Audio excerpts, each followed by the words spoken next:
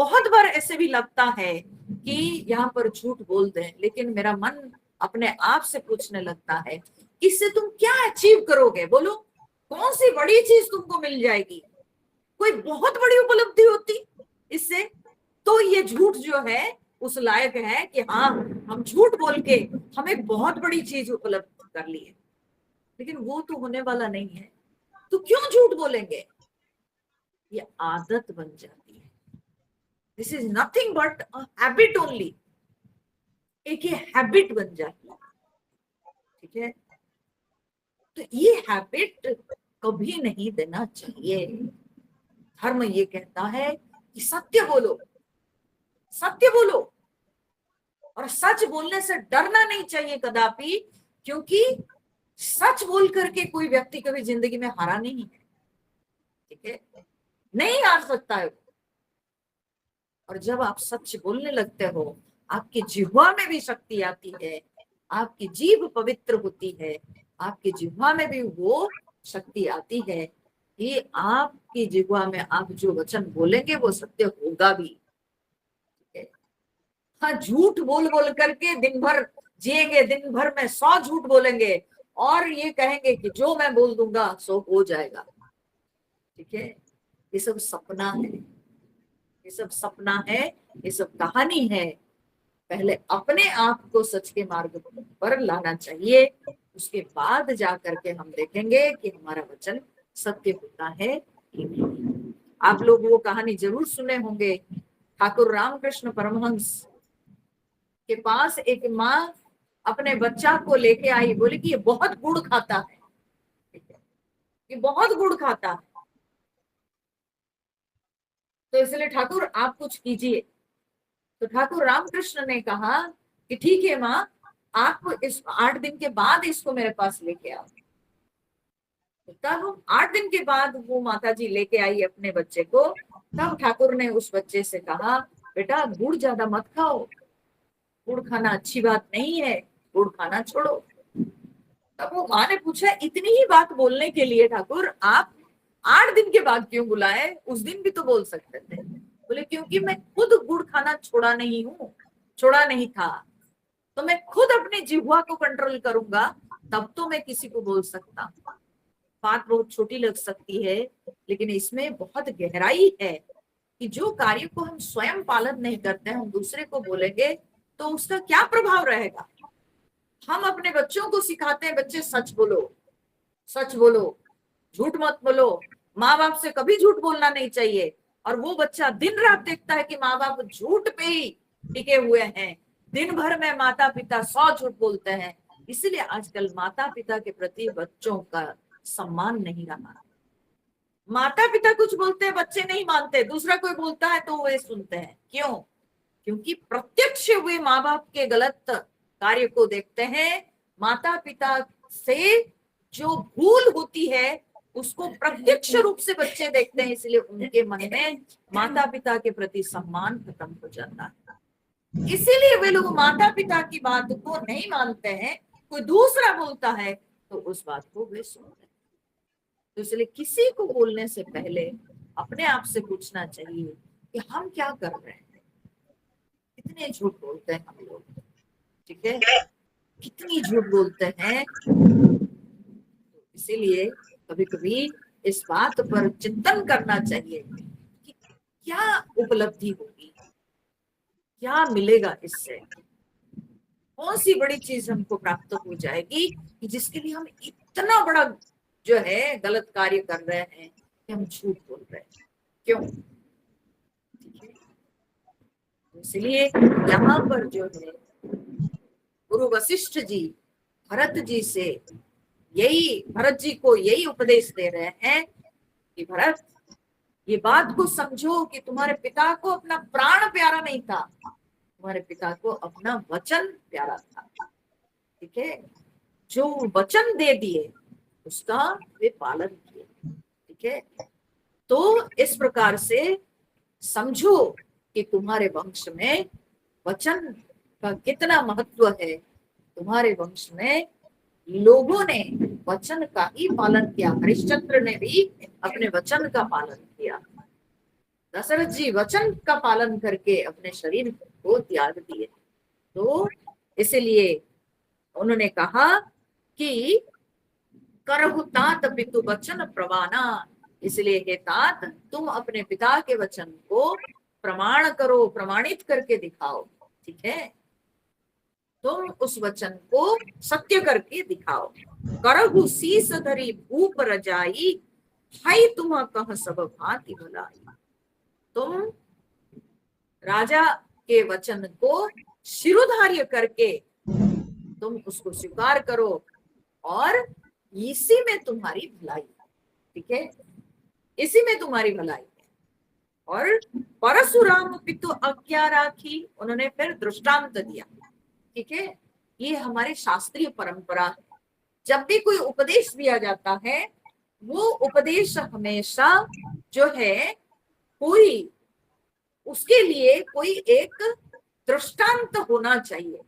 ठीक है, हम अगर कोई उपदेश देते हैं उसके लिए कोई शास्त्रीय दृष्टांत होना चाहिए, क्योंकि हमारी सनातन संस्कृति में हम लोग शास्त्रीय परंपरा को बहुत महत्व देते हैं। तो इसलिए कोई शास्त्रीय दृष्टांत होना चाहिए। जब हम शास्त्रीय दृष्टांत उस सिद्धांत के लिए दे पाते हैं, तब जाकर के वो उपदेश ग्रहणीय होता है, तब वो सिद्धांत ग्रहणीय होता है।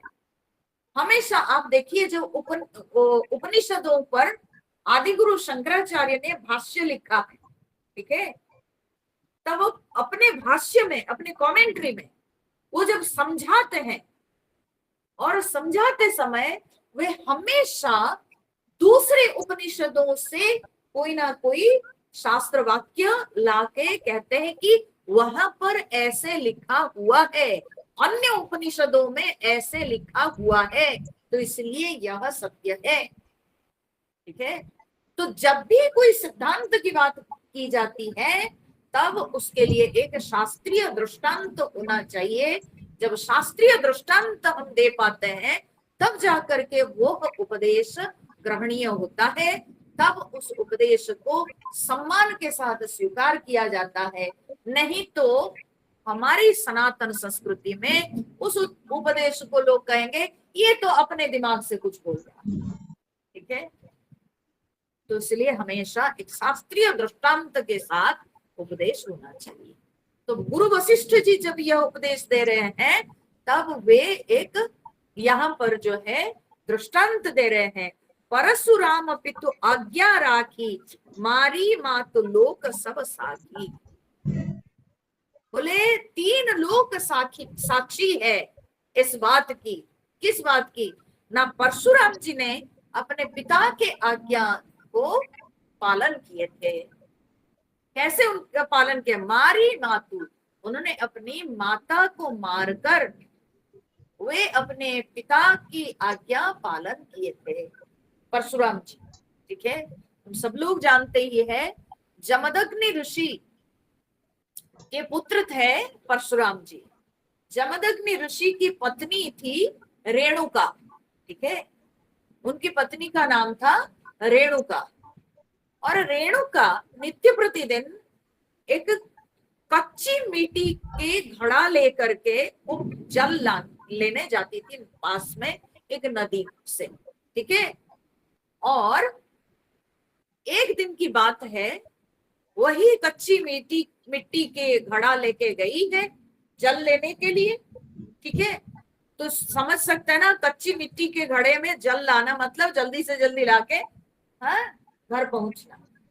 तो ऐसे ही जब वो गई हुई है, तो उसी समय नदी के पास जब पहुंची, तब उन्होंने देखा कि आकाश मार्ग में कुछ गंधर्व और अपनी उनकी पत्नियां सब जा रहे हैं, और वे सब के सब बड़े प्रेम भरे वचन बोल रहे हैं, और सब लोग जो है अपने पति पत्नी ये सब अपने भाव में पूरा एकदम व्यस्त है।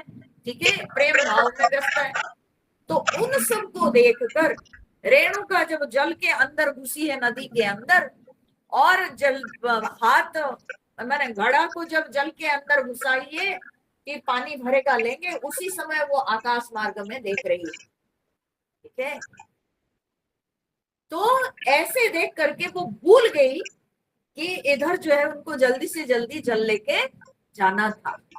और उस समय क्या हुआ ना, वो कच्ची मिट्टी का जो घड़ा है वो घड़ा पिघल गया।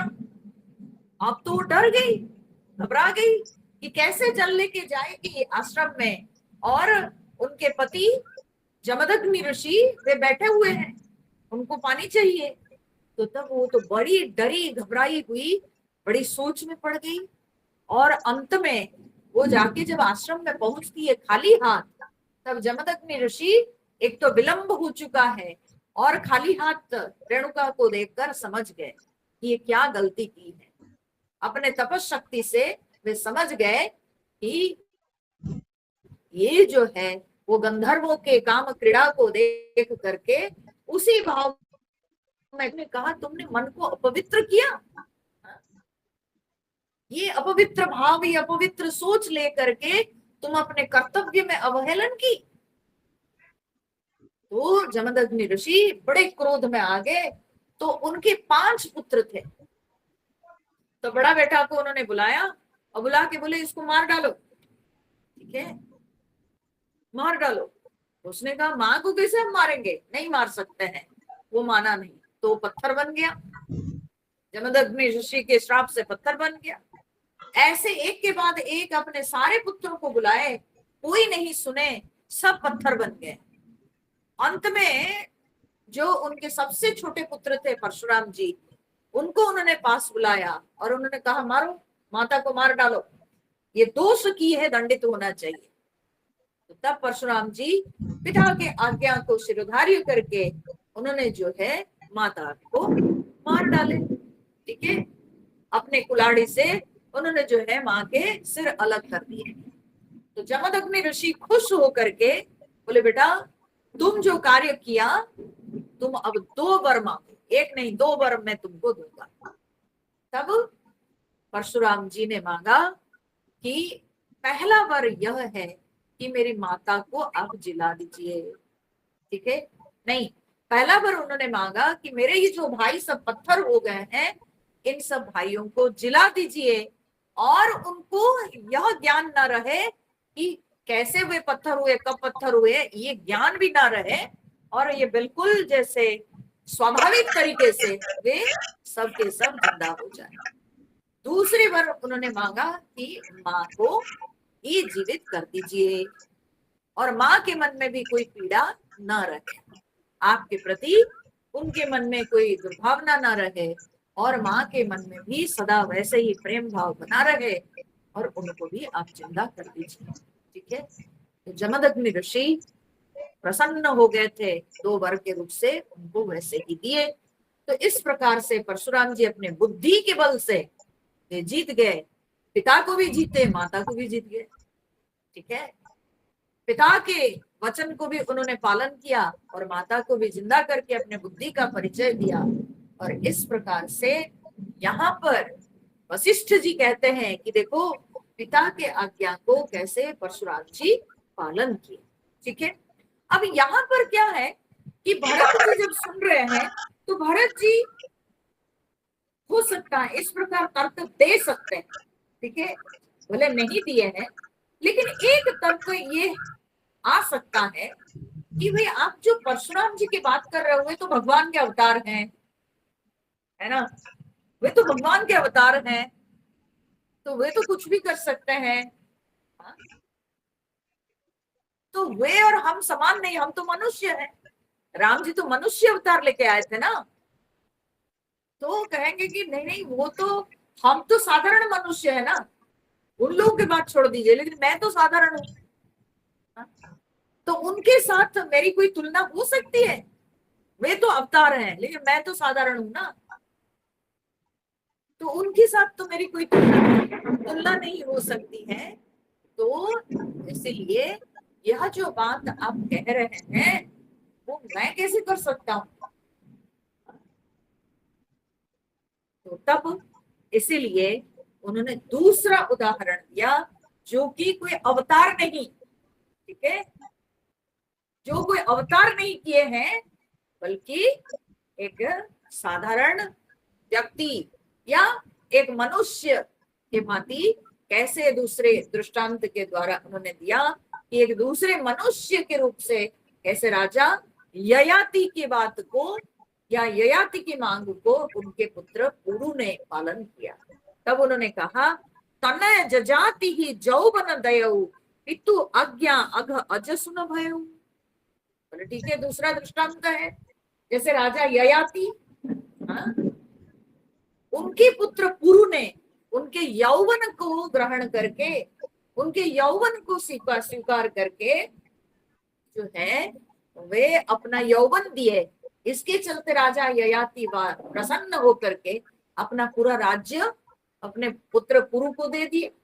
ठीक है, क्योंकि उनका पुत्र पुरु उनके पिता के वचन को पालन किए, उनके पिता की इच्छा को पूरी किए, तो इसीलिए पिता का राज्य उनको मिला। ठीक है, तो आप देखो ये दोनों दृष्टांत में एक चीज लेकिन कॉमन है। हाँ, मत सोचना कि गोस्वामी तुलसीदास जी जब दृष्टांत दिए हैं बिना सोचे समझे दिए।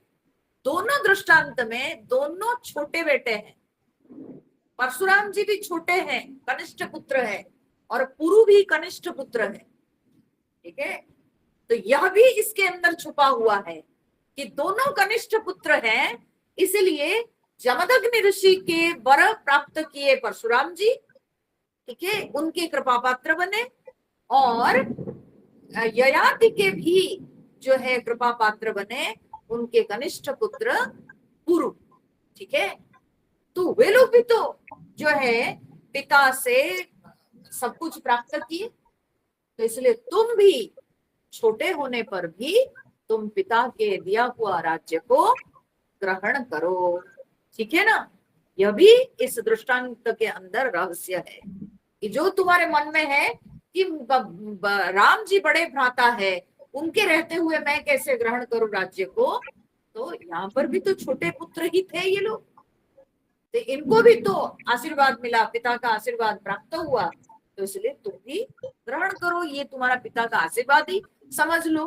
ठीक है, और इससे उनको बिल्कुल जो है पाप नहीं हुआ या अपयश प्राप्त नहीं हुआ। ना परशुराम जी को पाप लगा, ना अपयश मिला, ना पुरु को अपयश प्राप्त हुआ, तो इसलिए तुम भी जो है स्वीकार करो।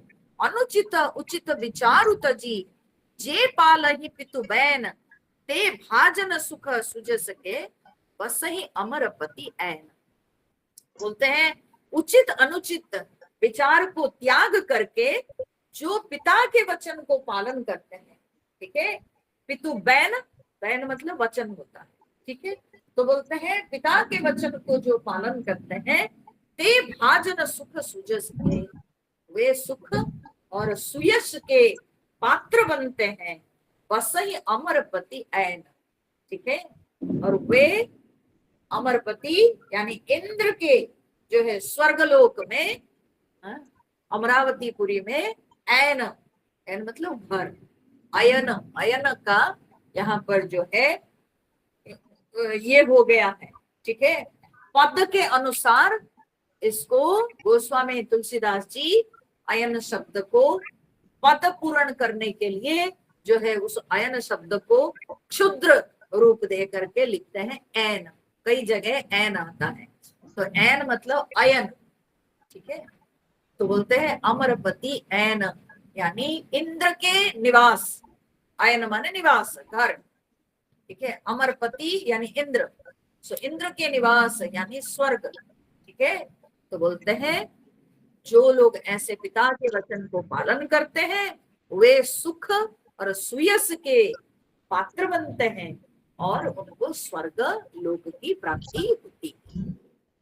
तो इसलिए तुम अपने पिता की आज्ञा को पालन करो। अवश्य नरेश वचन पुर करहु पालहु प्रजा शोक परिहरहु। तो बोलते हैं राजा के जो वचन है उसको अवश्य तुम सत्य करो, तुम उसको अवश्य ही सत्य करो, और तुम प्रजा पालन करो, अपने शोक को परित्याग करो, व्रत, यही तुम्हारे लिए भला होगा। बार बार वशिष्ठ जी भरत जी को उपदेश देकर यह समझाते हैं, अपनी चिंता छोड़ो, अभी तुम राज्य को ग्रहण करो, पिता के पिता की आज्ञा को तुम अवश्य करो। ठीक है। सुरपुर नृप पाई ही परितोषु, और बोलते हैं ऐसे करने से राजा भी स्वर्गलोक में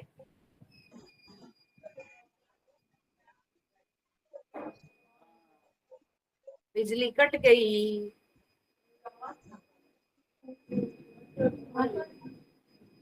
हो गया, चेहरा ही गायब हो गया।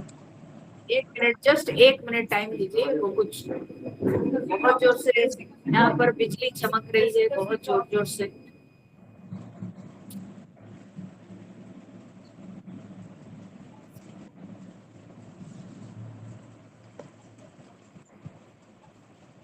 हमारे यहाँ पर इधर तो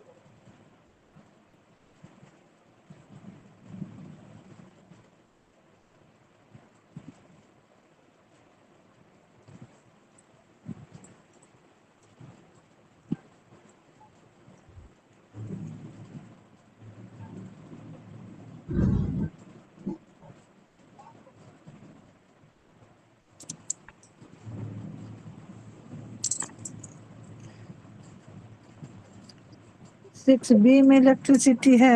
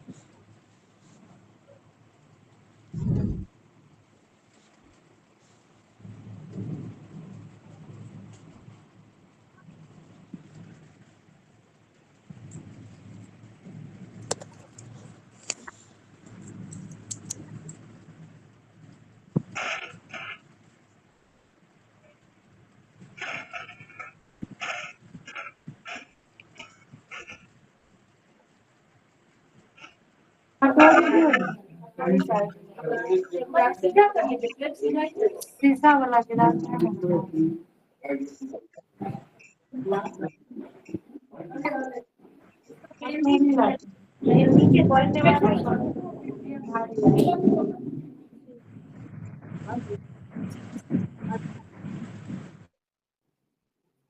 चलिए, मैं अभी कैंडल में ले रही हूँ।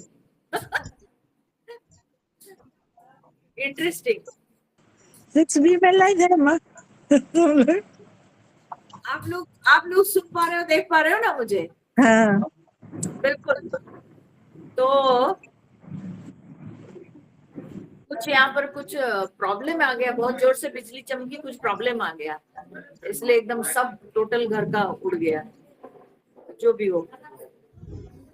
तो अभी हम लोग ये देख रहे थे कि वशिष्ठ जी यह उपदेश दे रहे हैं कि तुम अपने पिता के वचन को पालन करो, इससे क्या होगा कि स्वर्गलोक में भी तुम्हारे पिता प्रसन्न होंगे, उनको संतुष्टि मिलेगी। सुरपुर नृप पाई ही परितोष, तो उनको संतोष हो जाएगा स्वर्गलोक में भी।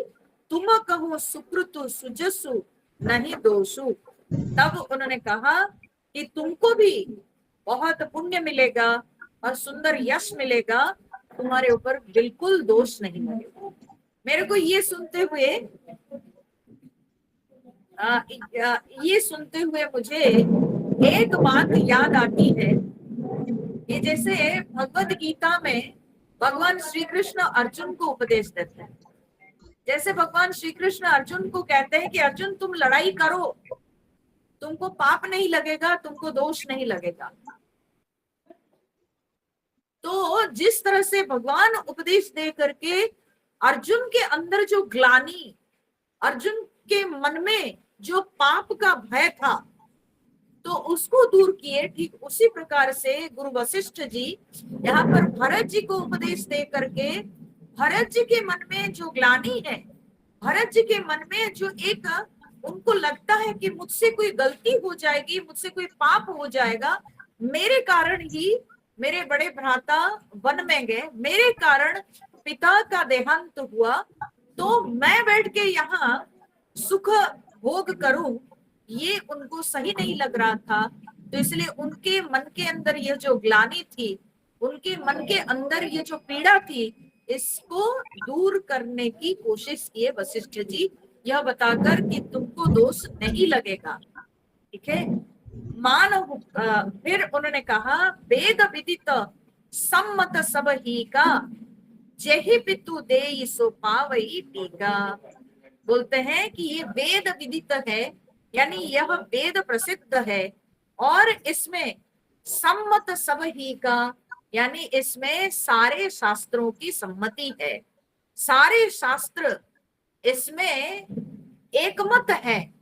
ठीक है, इसमें एक मत है कि जब पिता की आज्ञा है तो तब तुमको उसका पालन करना है, तो इसलिए इसको लेकर के चिंतित नहीं होना चाहिए।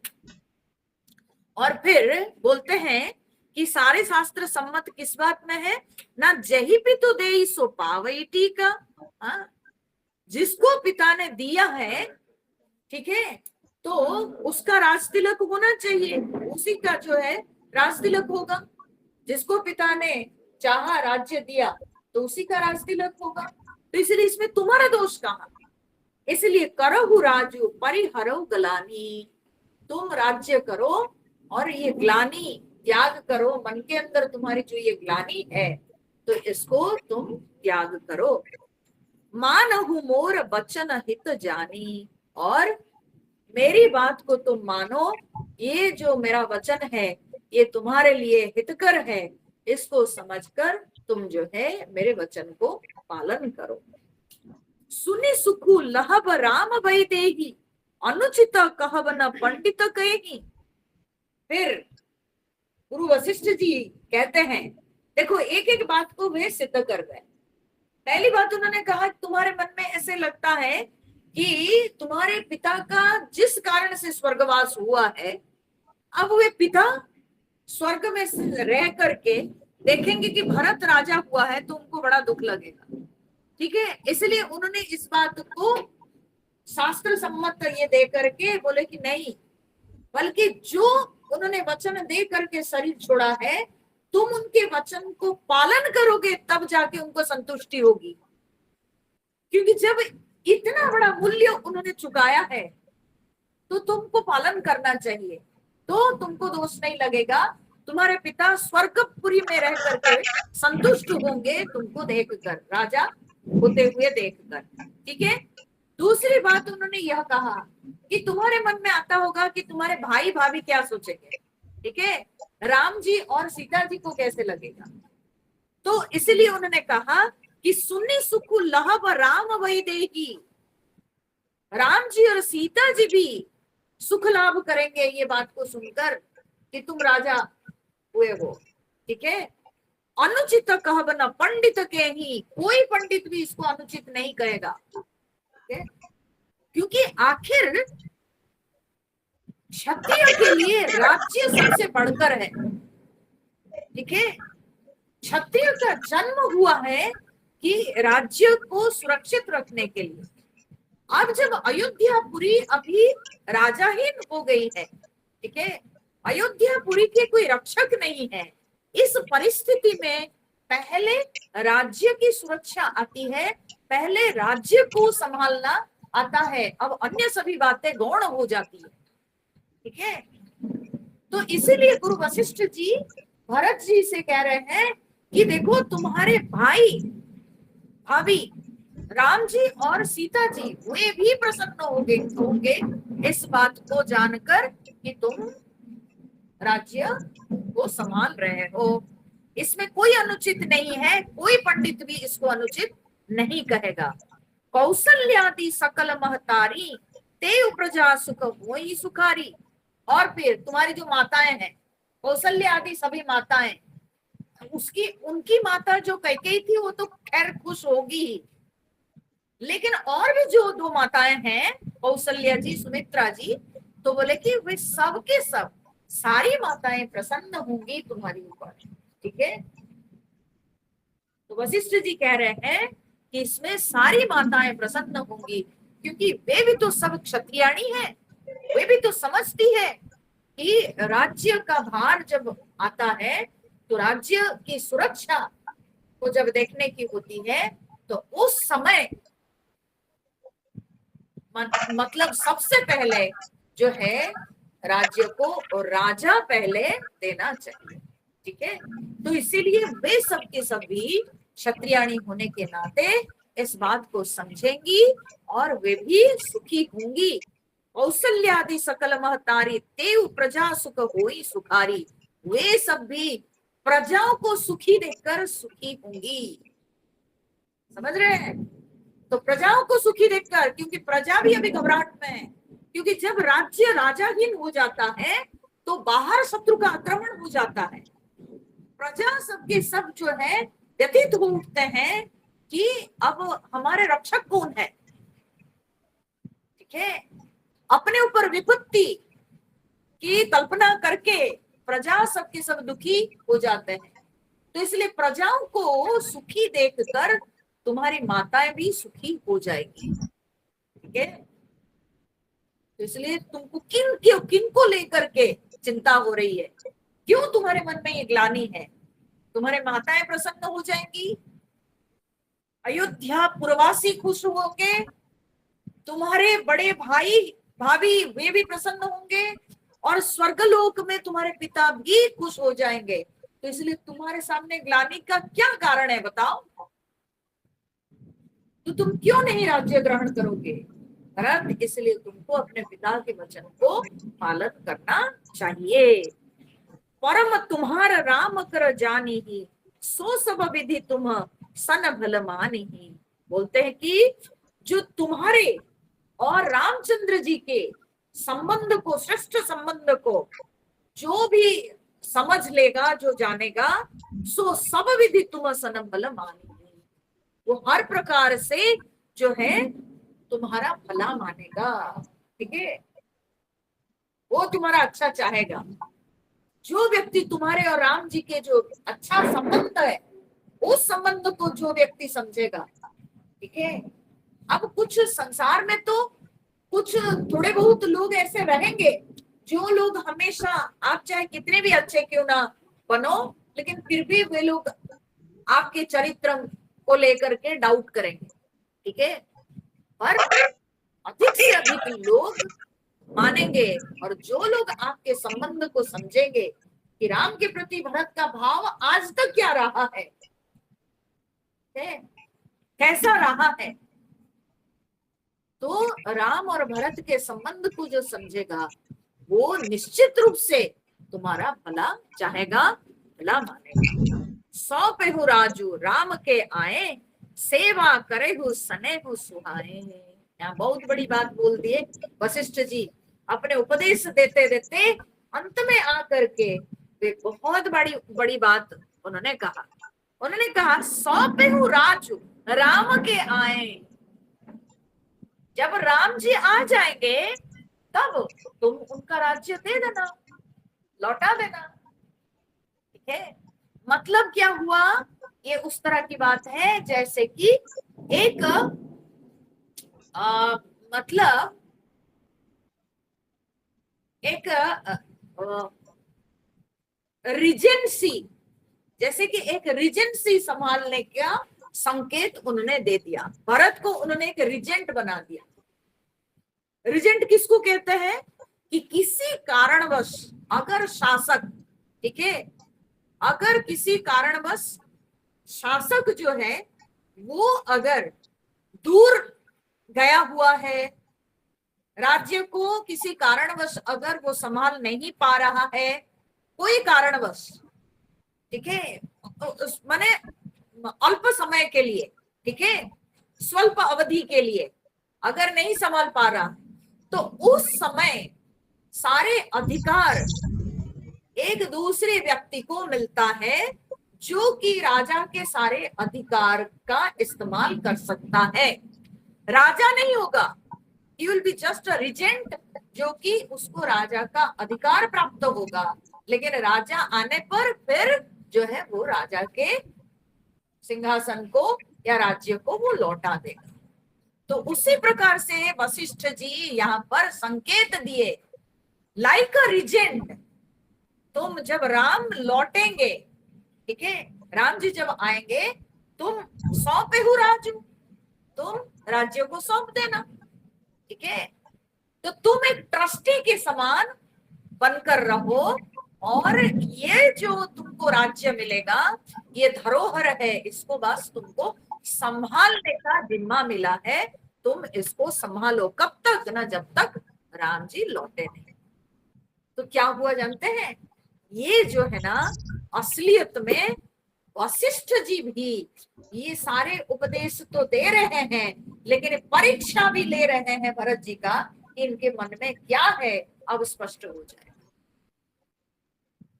ठीक है, उन्होंने बिल्ली छोड़ दी।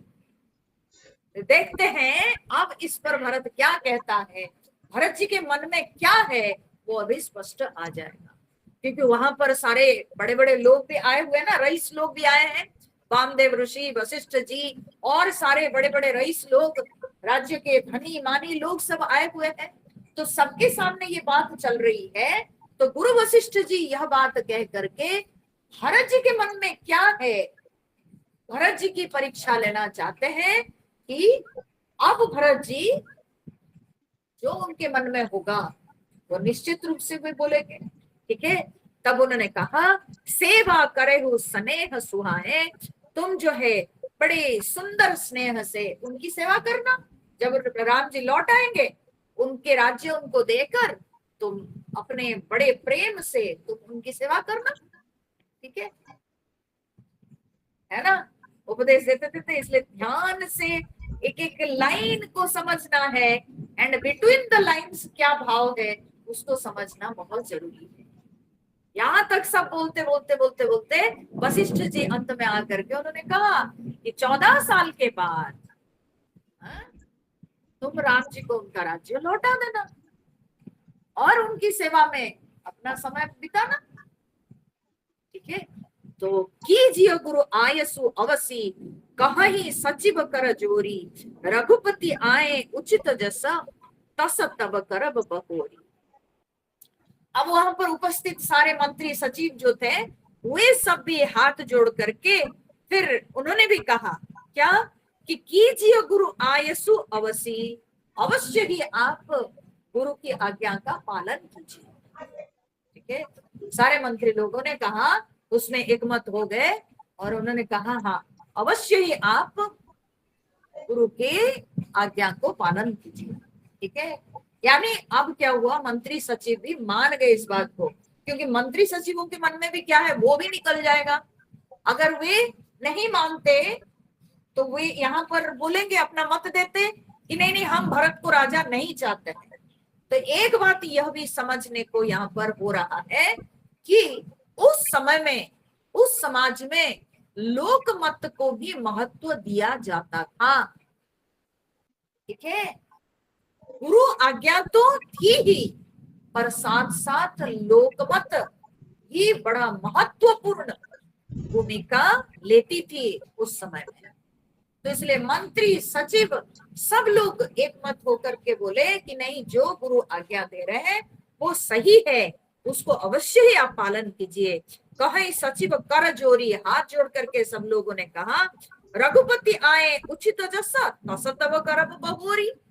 फिर जब राम जी आएंगे, जब राम जी लौटेंगे, तब आपको जैसे लगे वैसे करना। अब देखो यहाँ पर खिचड़ी कर दिए ये मंत्री सचिव लोग।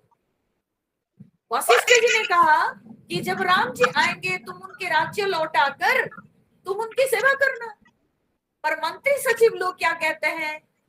वे लोग कहते हैं जैसे आपको लगे वैसे करना, है ना, क्योंकि आप तो राजा बन गए होंगे, तो उसके बाद आपकी इच्छा जैसे आपको लगे। क्योंकि भाई ये लोग भी वही मंत्री सचिव रहेंगे ना उनके अंडर में जब ये राजा बनेंगे, तो इसलिए राजा के अगेंस्ट में क्यों बोलेंगे? समझ रहे हो ना? सब जगह स्वार्थ बहुत बड़ा रोल प्ले करता है, ठीक है? तो इसलिए उनको तो रहना है, उनको तो कंटिन्यू करना है, तो इसलिए वे भरत जी को खुश रखना चाहते हैं। इस कारण से कहते हैं जैसे आपको लगे उस समय वैसे आप करना, जब राम जी लौटेंगे तब, ठीक है? इसके बाद कौशल्या माता अब धैर्य धारण करके भरत जी को समझाने लगे। इन सब के बातों को सुनने के बाद गुरु के वचन और इधर मंत्री अमात्य के वचनों को सुनकर तब कौशल्या माता भी समझा रही है। कौशल्या धरि धीरजु कहई पूत पथ्य गुर आयसु अहई। तो बोलती है कौशल्या जी कि बेटा तुम जो है पथ्य गुर आयसु अहई, ये गुरु के जो गुरु की आज्ञा है ये पथ्य समझकर तुम इसको ग्रहण करो, ठीक है? रोगी को जैसे पथ्य दिया जाता है ना, तो ये जो गुरु आज्ञा है ये तुम्हारे लिए वैसे पथ्य के समान है, ठीक है? औषध के जैसे ही मान लो। ये जो घाव तुम्हारे हृदय में है उस घाव के लिए ये औषध के जैसे है, ये गुरु आज्ञा को ग्रहण कर लो। सो आदर्य करिय हित मानी, और तुमको गुरु की आज्ञा को मानना चाहिए, आदर करना चाहिए, और तुम इस उनके उपदेश को हित कर मानकर तुम उसका पालन करो। तज्य विषाद काल गति जानी, अपने विषाद को त्याग करना चाहिए तुमको, क्योंकि काल गति जानी, ये काल की गति है। ऐसे ही जो है अभी समय ऐसा चल रहा है, तो इसलिए प्रारब्ध जैसा है, जो समय में जो घटना घटनी है वो तो घटना ही है। तो इसलिए इस बात को समझकर तुमको गुरु की आज्ञा को मान लेना चाहिए, ठीक है? तो जो समय की मांग है उसके अनुसार करना है। और जब विपत्ति आती है तो इस तरह से चारों तरफ से हाँ घेर लेती है, ठीक है? तो वैसे ही मान लो कि अभी हमारे परिवार पर चारों तरफ से विपत्ति घेर ली है। इस समय में तुमको दृढ़ रहना चाहिए, तुमको गुरु के निर्देश को पालन करना चाहिए। वन रघुपति सुरपुर नर नाहु, तुम एही भांति तात कद राहु। तो कहते हैं राम तो वन में चले गए और राजा जो है स्वर्गलोक में गए। तुम एही भांति तात कद राहु, तुमको इस तरह से कातर नहीं होना चाहिए, ठीक है? अब ऐसी परिस्थिति में तुमको इतना कातर नहीं होना चाहिए। परिजन प्रजा सचिव सब अंबा, तुम्हें सुत सब कहाँ अवलंबा, ठीक है? परिवार के लोग, प्रजा, सारी तुम्हारी माताएं, ये सब के सब अभी सबके लिए तुम ही एक जो है उनका अवलंब हो, तुम ही सहारा हो, ठीक है? तुम ही सहारा हो। इसलिए तुम अगर इतना कातर हो जाओगे, तुम इतना दुख में अगर टूट जाओगे तो फिर उनकी रक्षा कैसे होगी? तो इसलिए अभी तुमको दुर्बल नहीं होना चाहिए। लखी विधि बाम कालु कठिनाई, धीरजु धरहु मातु बलि जाई। बोलते हैं कि विधि बाम अर्थात अभी विधाता प्रतिकूल हुई है, ठीक है, विपरीत हुई है, और कालु कठिनाई बड़ा कठिन समय आ पहुंचा है हमारे परिवार के ऊपर, परिवार के लिए अभी बहुत कठिन समय आ पहुंचा है। धीरजु धरहु मातु बलि जाई। हाँ, तुम्हारी माता बलिहारी जाती है और तुम धीरज धारण करो, धैर्य धारण करो बेटा, अभी के समय में दुखी होने से नहीं होगा, हम सबके तुम ही सहारा हो, इसलिए तुमको अभी दृढ़ रहना पड़ेगा। सिरधरी गुरु आयसु अनुसरहु, प्रजा पाली परिजन दुख हरहु। बोलते हैं गुरु की आज्ञा को शिरोधार्य करके उसका अनुसार कार्य करो और प्रजा पालन करके तुम अपने परिजन के दुख का हरण करो। ठीक है। गुरु के वचन सचिव अभिनंदन, सुने भरत यह हित जनु चंदन। गुरु के वचन और सचिवों के जो अभिनंदन, इसको सुन करके भरत, इसको सुन करके उनको लगा जैसे उनके हृदय में जो घाव है उस पर उनको चंदन के जैसी ठंडक मिलने लगी। क्यों चंदन के जैसी ठंडक? क्योंकि उनके मन में जो ग्लानि थी कि सब लोग मुझे डाउट ना करें कि ये अपने माँ के साथ मिलकर के जो है ऐसे सब किया है। ठीक है, माता के द्वारा ये सब करवाया है, इसकी सहमति है। तो वो बात अब टल गई जब उनको मिला, ये सुनने को मिला कि मंत्री सचिव सब लोग उनको अभिनंदन किए कि आप राजा बनिए, और माँ कौशल्या जी भी कह रही है कि बेटा तुम ही सहारा हो हम सबके, इसलिए तुम अभी दुखी मत बनो। तो इससे उनको लगा कि इन सब के मन में भरत जी के प्रति कोई प्रकार के संदेह नहीं है। तो इसलिए भरत जी के हृदय को चंदन के समान महसूस होने लगा सबके वचन। सुनी बहोरी मातु मृदुबानी, सील स्नेह सरल रस सानी। और फिर माँ के वचन जो कि शील स्नेह और सुंदर सरल रस से सनी हुई जो वाणी थी माँ की, वो भरत जी को बहुत बहुत अच्छी लगी। और सानी सरल रस मातुबानी, सुनी भरत व्याकुल भय। भरत जी जब ऐसे वचनों को सुने, इतने सुंदर कौशल्या जी के सरल वचनों को सुने, तब वे व्याकुल होने लगे। ऐसे उनकी व्याकुलता बढ़ी कि मानो जैसे उनकी आंखों से जब आंसू टपकने लगी, वो आंसू मानो कि लोचन सरोरुह स्रवत, सींचत बिरह उर अंकुर नए। तो बोलते हैं उनके जो है नेत्र कमल के जो जल है, उससे मानो हृदय में जो बिरह रूपी नवीन अंकुर, नए नए अंकुर पैदा करने लगे। जैसे जमीन पे अगर बीज छिड़काया हुआ है, उस पे आप जल जब सिंचन करोगे तो वे सब अंकुरित होते हैं ना, तो वैसे ही उनके आंखों के आंसू से मानो ये जो विरह पीड़ा में उनके हृदय हृदय द्रवित हो रहा है, मानो वो विरह के अंकुर सब नए नए अंकुर फूटने लगे। ठीक है। सो दशा देखत समय ते ही बिसरी सब ही सुधि देह की।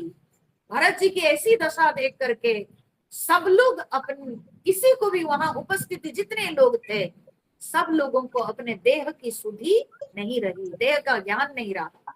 इतने भरत व्याकुल होकर के रो रहे थे। भरत जी इस तरह से जो है पीड़ित थे कि भरत जी की पीड़ा को देखकर वहां उपस्थित सभा सदन सब कोई दुखी हो गए, सबको अपने देह की सुधि चली गई। ठीक है। धन्य है भरत जी जिनका अपने भाई के प्रति इतना प्रेम। तो कहते तुलसी सराहत सकल सादर, सीव सहज स्नेह की। तो ये जो भरत जी की सहज, भरत जी जो की सहज स्नेह की सीमा है। ठीक है। यह देखकर गोस्वामी तुलसीदास जी कह रहे हैं कि सब लोग बड़े आदर के साथ भरत जी की प्रशंसा की। सराहत सकल, सब के सब भरत जी की प्रशंसा करने लगे, उनकी सराहना करने लगे कि धन्य है भरत। ठीक है। कितने भाई के प्रति समर्पित है, कितना उनको अपने भ्राता के प्रति प्रेम है। तो यह उनके प्रेम भाव को देखकर सारे सभासद उनकी सराहना करने लगे। भरतु कमल कर जोरी, धीर धुरंधर धीर धरी, वचन अमिय जन गोरी, देत उचित उत्तर सब। अब भरत जी अपने जो है कमल के समान हाथ को जोड़कर धैर्य धारण करके उन्होंने जो है हाथ जोड़ करके अब सबको उत्तर दिया। ठीक है, अमृत से सनी हुई वाणी से उन्होंने सबको उत्तर दिया। उनके मन में क्या था, वे क्या बोलना चाहते थे, अभी सबके समक्ष उन्होंने अपने भाव को व्यक्त किया। ठीक है, तो तब भरत जी ने कहा, मोहि उपदेशु दीन गुरु नीका। सबसे पहले उन्होंने अपने गुरु की प्रशंसा किए, गुरु के वचन को उन्होंने पहले शिरोधार्य किया। उन्होंने बोला, उन्होंने कहा कि गुरु ने जो उपदेश दिए हैं बहुत सुंदर उपदेश उन्होंने दिया। प्रजा सचिव सम्मत सबही का, और भी बड़ी खुशी की बात है उसमें कि इसमें प्रजा सचिव सबकी सम्मति है। ठीक है, सबकी सम्मति है।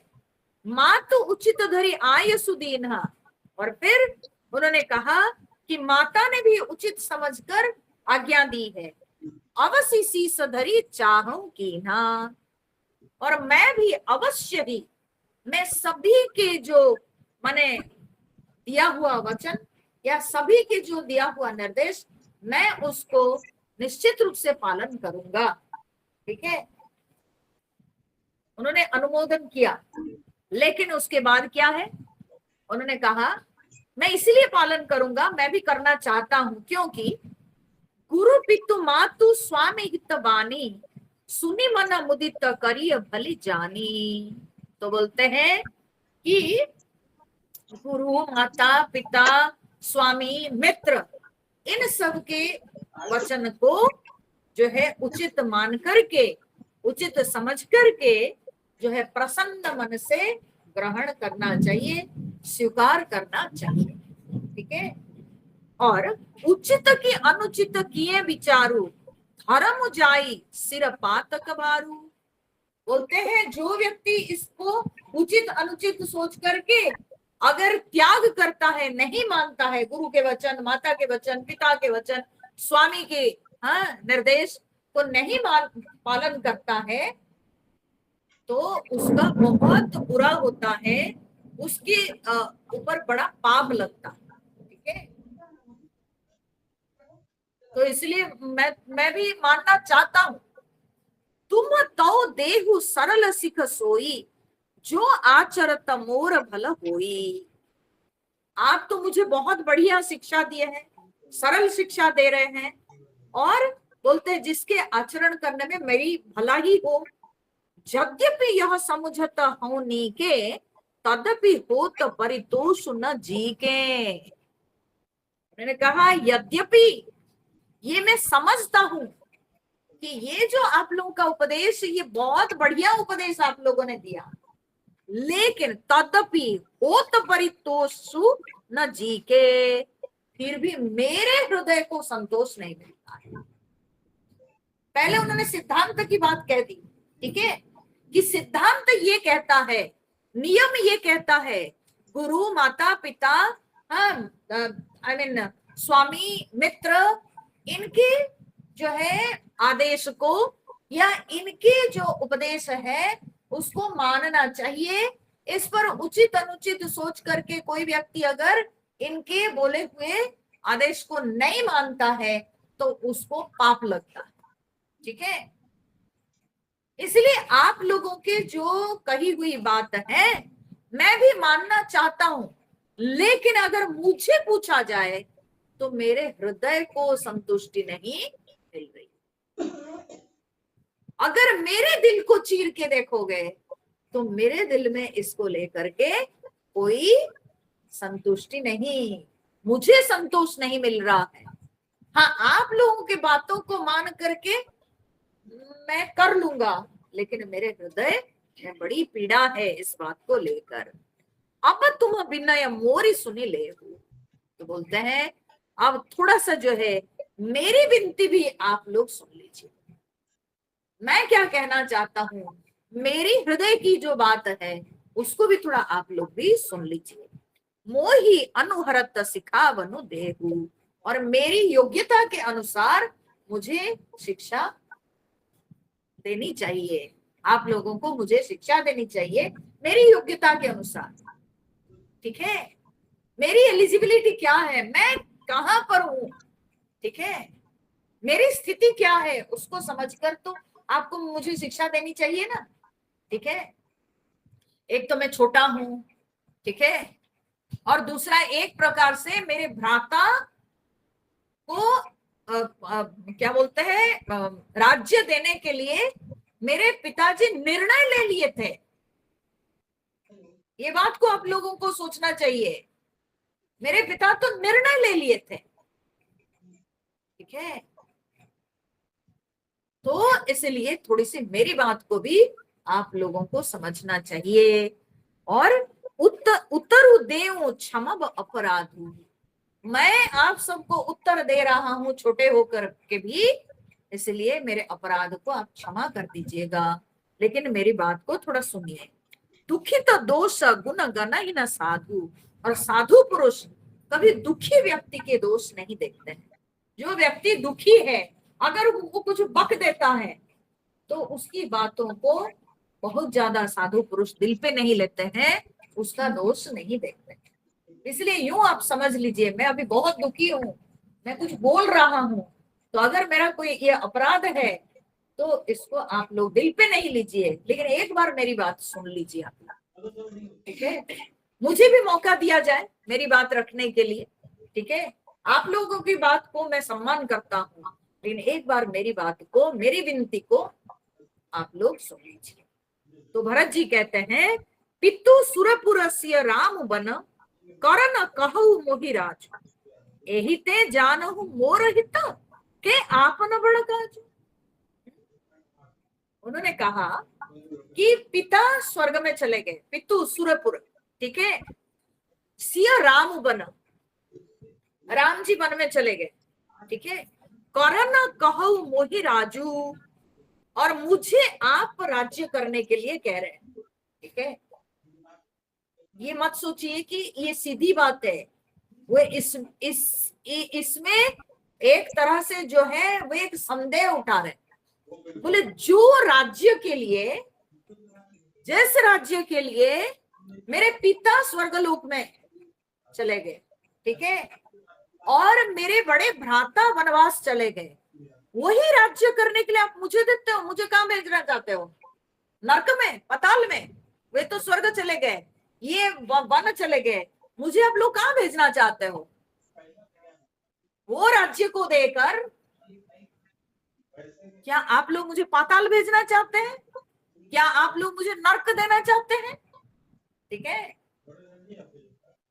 वे एक संदेह उठा रहे हैं एक प्रकार से कि मेरे पिता स्वर्गलोक चले गए, मेरे भ्राता वन में गए, करो न कहो मोहि राजू, वो राज्य करने के लिए आप लोग कह रहे हो मुझे। हा? और फिर बोलते हैं कि जो राज्य को लेकर दो दो अनर्थ हुआ, आप फिर मुझे उस राज्य को दे रहे हो, पता नहीं फिर और क्या अनर्थ हो जाएगा। ठीक है, जो राज्य को लेकर दो दो अनर्थ हो गया है, तो वो राज्य को मुझे दे करके फिर कोई अनर्थ को आप लोग बुला रहे हो क्या? वो राज्य मुझे दे रहे हो तो एही ते जानहु मोर हित के आपन बड़ काजू। आप लोग ये जो करना चाहते हैं, इसमें आप लोग मेरा कल्याण समझते हैं कि आप अपना बड़ा काम कराना चाहते हैं? बताइए। मैंने होता है ना, जैसे हम लोग कहते हैं, आप मेरा भला करना चाहते हो या अपने सिर से बाहर उतारना चाहते हो? आपका एक काम हो जाएगा, चलो छुट्टी। हाँ, तो आप अपना बड़ा काम करना चाहते हो इसके द्वारा, या आप मेरा कल्याण चाहते हो क्या? मुझे तो कहीं मेरा कल्याण इसमें दिखता नहीं है, क्योंकि जिस राज्य को लेके दो दो अनर्थ हो गए, तो हमको नहीं लगता है कि इससे मेरा कोई कल्याण होगा। ठीक है, तो इसलिए इसमें मेरा कल्याण आप लोग कह रहे हो कि आप अपना स्वार्थ देख रहे हो, अपना कोई बड़ा काम आप लोग कराना चाहते हो। हित हमार सिय पति सेवकाई, सो हरि लीना मातु कुटिलाई। उन्होंने कहा कि मेरा कल्याण तो सीतापति श्री राम जी के सेवा में है, ठीक है, और मेरी माँ वही हर ली। इस तरह से वर मांग कर मेरी माँ कैकेयी वही जो मैं जो मेरे भाई को जो सेवा करना चाहता था, मेरे भ्राता की सेवा में जो मुझे प्रसन्नता मिलती थी, उसी को मेरी माँ हर ली, मेरा हाथ से छीन ली। मुझे राज्य थोड़ी चाहिए था, मुझे अपने भ्राता के चरणों की सेवा चाहिए था, और वही मेरी माँ मेरे हाथ से छीन ली। ठीक है, मैं अनुमानी दीख मन माही, आन उपाय मोर हित नाही। तो बोले कि मैं अपने मन में अनुमान लगा के, मैंने विचार करके देख लिया हूं कि आन उपाय मोर हित नाही, इसके अलावे दूसरा कोई मेरे हित के लिए दूसरा कोई उपाय नहीं, केवल राम जी के चरणों की सेवा ही मेरा हित है, उसी में मेरा हित है, इसके अलावा मेरा किसी में हित नहीं है। ये मैं बहुत सोचकर समझ लिया। शोक समाज राजू के ही लेखे, लखन राम अस्य बिनु पद देखे। बोले जो शोक का समुदाय राज्य, ये लखन राम अस्य बिनु पद देखे, बोलते जो लक्ष्मण जी, श्री राम जी, सीता जी के चरणों को देखे बिना ये जो आप शोक का जो समाज आप लोग सौंप रहे हो, ये किस गिनती में आता है? मेरे हित के लिए केवल राम के चरणों की सेवा ही है। ये राज्य जो है गिनती में नहीं आती है मेरे लिए, सुख के लिए, मेरे हित के लिए ये राज्य का कहीं स्थान नहीं, मुझे नहीं चाहिए ये राज्य। ठीक है, ये राज्य से मेरा कोई कल्याण नहीं होगा, कोई हित नहीं होगा। मेरा असली हित जो है वो राम जी के चरण सेवा, और राम लक्ष्मण सीता जी के चरण देखे बिना ये राज्य कौन सी गिनती में आती है? कुछ नहीं। पादी वसन, बढ़िया सुंदर सुंदर दृष्टांत उन्होंने प्रस्तुत किए। ठीक है, बोलते हैं पादी वसन बिनु भूषण भारू। बताओ, भूषण के, आभूषण अलंकार के बोलते हैं कि भार भार, ठीक है, माने ढेर सारे अलंकार आभूषण से कोई अगर शरीर को पूरी तरह से छा दे, लेकिन उसके शरीर में वस्त्र ना हो, ठीक है, नग्न हो, तो कोई नग्न व्यक्ति के शरीर में कितने आभूषण अलंकार क्यों ना आ जाए, क्या उसमें उसकी शोभा बनेगी? तो पहले अपने शरीर को तो ढकना पड़ेगा वस्त्र से, उसके ऊपर जब अलंकार आभूषण आते हैं तभी शरीर की शोभा बनेगी। तो बिना वस्त्र के कोई अलंकार आभूषण कभी शरीर को सुशोभित नहीं कर सकते हैं। वैसे ही सीताराम जी के बिना भरत राजा बन के कभी राज्य उससे सुंदर नहीं होगा, और इससे कभी भारत का हित भी नहीं होगा। तो बादी बिरति बिनु ब्रह्म विचारू, बिना ब्रह्म विचार के, ठीक है, बोलते हैं कि नहीं, बिरति बिनु ब्रह्म विचारू, बिना विरति, विरति माने वैराग्य, बिना वैराग्य के केवल ब्रह्म विचार करने से थोड़ी किसी का कल्याण होता है। ठीक है, केवल अगर शास्त्र की जो ब्रह्म ज्ञान है उसके ऊपर कोई विचार करे, कोई बड़ा सुंदर प्रवचन करे, बड़ा सुंदर उसके बाद, लेकिन उसके मन में वैराग्य ना हो, ठीक है, उससे उसका क्या कल्याण होगा? केवल मात्र शास्त्र को विचार कर लेने से नहीं होगा, बिना वैराग्य के कदापि किसी का कल्याण नहीं होता। सरुज शरीर बादी बहु भोगा, ठीक है, बोलते हैं कि रोगी, रोग सहित जो शरीर है उसको बोलते बहु भोगा, बहुत सारे भोग वस्तु दे देने से क्या होगा, उसके शरीर में तो रोग है। जिसके शरीर में ढेर सारे रोग हैं उसको बहुत भोगों से क्या मतलब है, बेकार है। आप मेरे प्रति स्नेह के कारण मुझे आप राजा बनाना चाहते हो, लेकिन इसमें आपका विवेक नहीं दिख रहा है, ये आप लोग जड़ हो गए हो। तो स्नेह की जड़ता के कारण आप लोग ऐसे कर रहे हो, लेकिन इसमें मेरी भलाई नहीं है, बल्कि मुझे आज्ञा दो आप लोग कि मैं जाकर के राम जी से मिलूं।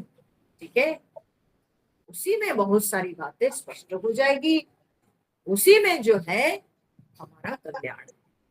कैकेयी स्व कुटिलमती राम विमुख गत लाज, तुम चाहत सुख मोह बस मोहि से अधम के राज। उन्होंने कहा एक तो मैं कैकेयी के पुत्र हूं, फिर कुटिल बुद्धि हूं।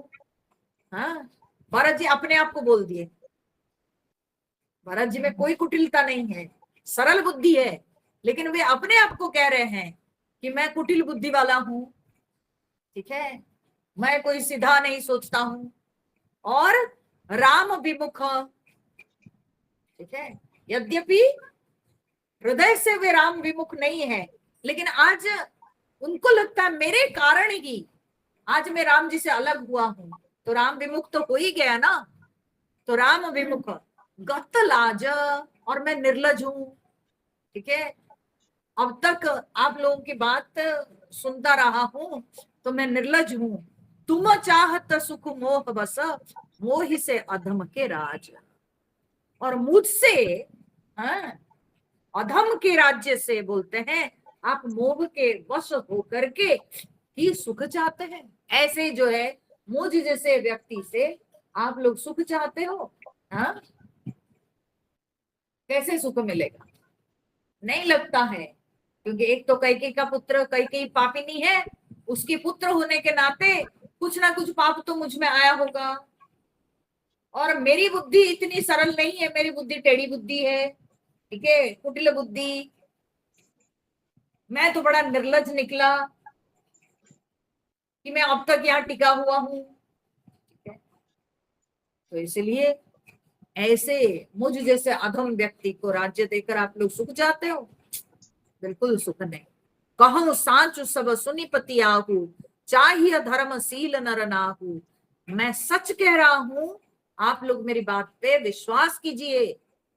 ठीक है, पति आहू माने विश्वास करें, चाहिए धर्मशील नर नाहू। धर्मशील व्यक्ति को ही राजा होना चाहिए। ठीक है, जो धर्मशील है उसी को राजा होना चाहिए। मोहि राजू हठी देई हहु जबही, और हट करके अगर आप जो ही राज्य दीजिएगा ना, रसा रसा तल जाए तब। तब रसा, रसा माने पृथ्वी, पृथ्वी के एक नाम रसा है। ठीक है, सारे रस तो इसी से प्राप्त होते हैं ना, तो इसलिए पृथ्वी को रसा कहते हैं।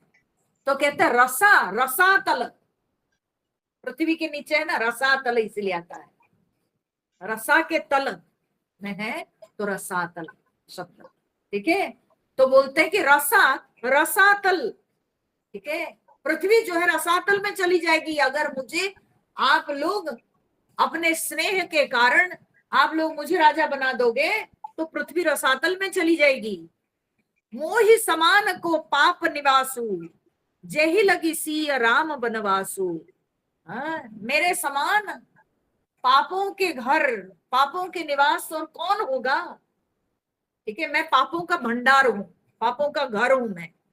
जेहि लगी सी राम बनवासु, मुझ पापी के कारण ही सीताराम जी वनवास में गए। राय राम कहूं काननु दीना, और बोलते हैं राजा ने तो राम जी को वन दिया। बिछुरत गमनु अमरपुर कीना, और उनके राम जी के बिछुड़ते ही वे स्वर्गलोक में चले गए। मैं सठू सब अनर्थ कर हेतु, बैठ बात सब सुनऊ सचेत। और मैं मूर्ख, मैं सठ, सब अनर्थ के कारण मैं सचेत होकर के आप लोगों की बात को सुन रहा हूं अब तक। ठीक है, राम जी वन में चले गए, उनसे बिछुड़ करके दशरथ जी स्वर्गवासी हो गए, और मैं हूं कि अब तक सचेत होकर के आप लोगों के वचनों को सुन रहा हूं। मैं कैसे नहीं मर गया, मेरा प्राण कैसे नहीं छूट रहा है? जो कि सारे अनर्थ का कारण है, वो बैठ करके सबकी बात को सुन रहा है। बिनु रघुबीर बिलो की अबासु, रहे प्राण सही जग उपहासु। बोल रहे हैं कि रघुनाथ जी के से रहित घर को देख कर रहे प्राण, मेरा प्राण अभी तक बचा हुआ है, टिका हुआ है इस शरीर में, सही जग उपहासु, बोलते हैं जगत का उपहास सह करके भी ये प्राण टिका हुआ है, ये बड़ी आश्चर्य की बात है। ठीक है, लोगों के उपहास के पात्र होकर भी अभी तक मेरे प्राण टिका हुआ है। ठीक है, ये बड़ी आश्चर्य की बात है। तो राम पुनीत विषय रस रूखे, लोलुप भूमि भोग के भूखे। क्योंकि क्यों प्राण टिका हुआ है? क्योंकि मेरा प्राण राम पुनीत विषय रस रूखे, राम जी के जो पवित्र विषय रस है, बोलते हैं कि उससे लगता है मेरा प्राण जो है उससे उदासीन है, रूखा है। ये प्राण, मेरे प्राण को राम रस पसंद नहीं है। ठीक है, लगता है राम रस से मेरा प्राण जो है रूखा है, उदासीन है। लोलुप भूमि, क्योंकि ये मेरा प्राण जो है ये भूमि के लोभी है, लगता है। ठीक है, राज्य लोभी है, भोग के भूखे, लगता है मेरा प्राण जो है राज्य भोग के भूखा है, इसलिए ये प्राण अभी तक रुका हुआ है।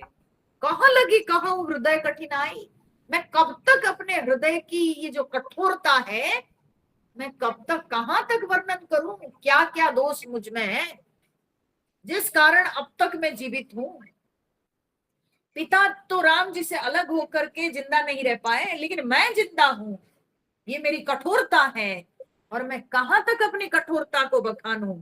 निदरी पुलिसु जही लही बढ़ाई, बोलते हैं कि जैसे कि वज्र को अनादर करके जही लही बढ़ाई, ये बहुत मेरा प्राण जो है बड़ा, बहुत बड़ी बड़ाई लिया है। ठीक है, वज्र को अनादर करके, माने वज्र से भी मेरा प्राण कठोर है, वज्र को भी अनादर करके मेरा प्राण जो है बड़ी प्रशंसा ले रहा है, ये शरीर में रहकर, अब तक शरीर में टिक कर ये जो है बहुत बड़ाई ले रहा है, वज्र को अनादर करके। यानी मैं बड़ा कठोर व्यक्ति हूं, इसलिए मैं जीवित हूं अब तक।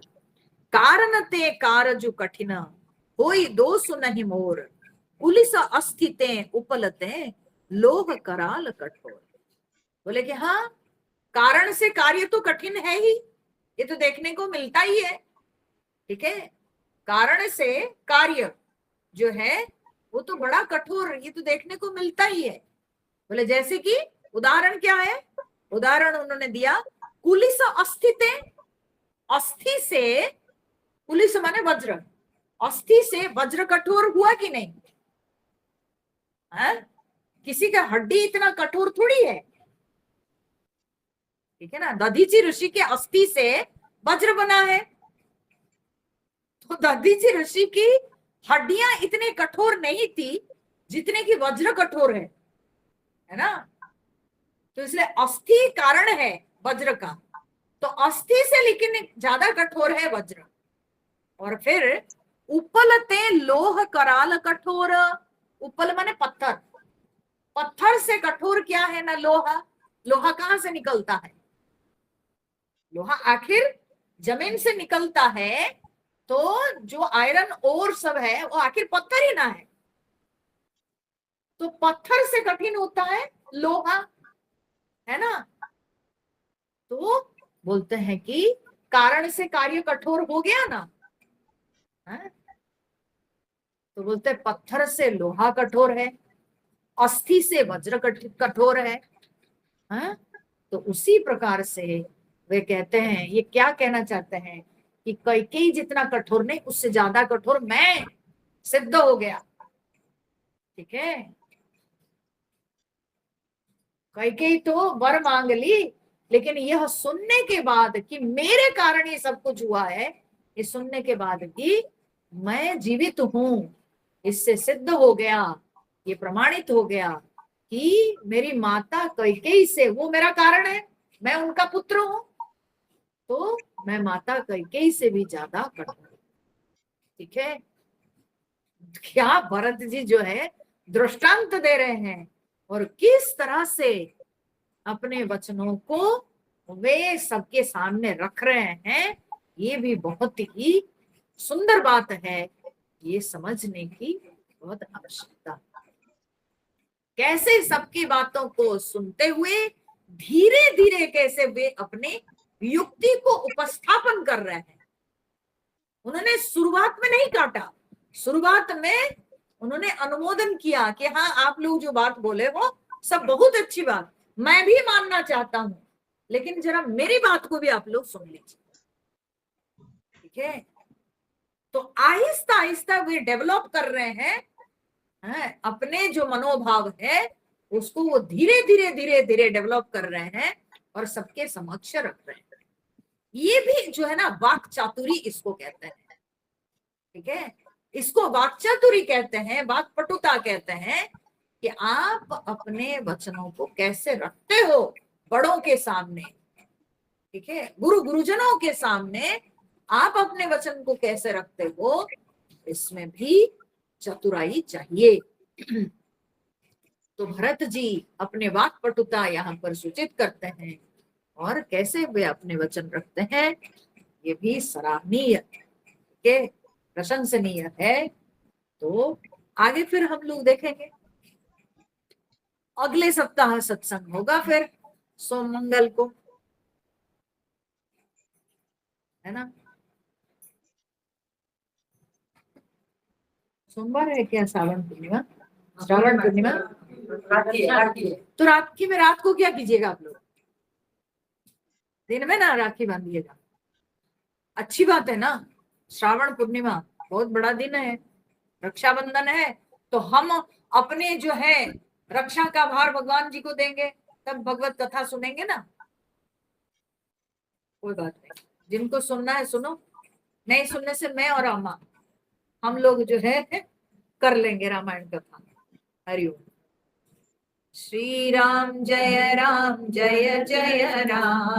श्री राम जय जय राम, श्री राम जय जय राम, श्री राम जय जय राम, श्री राम जय जय राम, श्री राम जय जय राम, श्री राम जय जय राम, श्री राम जय जय राम, जय सीताराम जय हनुमान, बोले सियावर रामचंद्र भगवान की जय, पवन सुत हनुमान की जय, उमापति महादेव की जय, बोलो भाई सब संतन की जय।